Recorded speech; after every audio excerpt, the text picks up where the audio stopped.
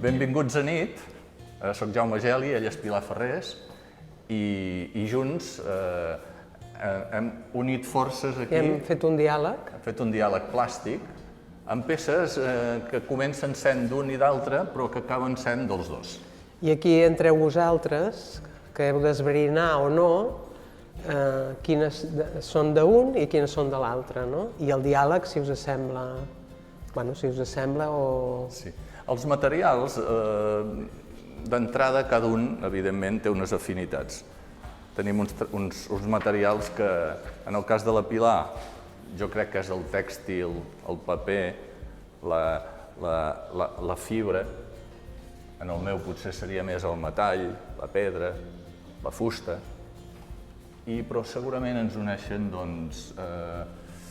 unes línies estètiques a cada un dels dos que, com que les veien confluents, van pensar que estaria bé posar en diàleg les dues maneres. Sí, bueno, jo he gaudit moltíssim del treball d'en Jaume i sento que treballar amb ell ha suposat l'aparició d'un espai mutu, comú, molt fructífer i inspirador per a mi.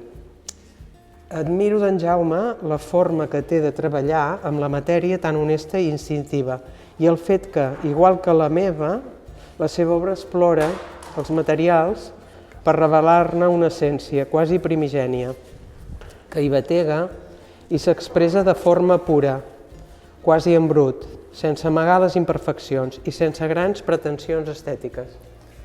La Pilar, per mi, ha suposat, d'entrada, els darrers temps, haver-la conegut, no veure una manera d'organitzar i de posar-se davant del que és una peça o tot un treball de projecte amb què m'hi sento també molt reflectit.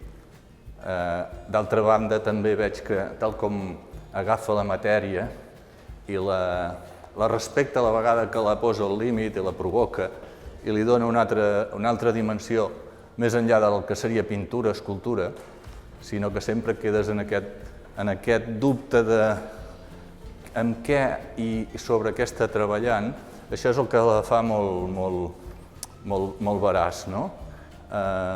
Penso que el diàleg entre els dos ha estat bastant fàcil i fluid en aquest sentit. Molt fructífer, sí. Aquesta peça és com un homenatge a Roses, no? I dona la benvinguda. Sí. I us animo a venir a veure l'exposició. Jaume, la vam plantejar... Sí, d'inici la vam plantejar i la Pilar va veure molt clar que al fons teníem el mar i és com un diàleg entre el mar i aquesta peça.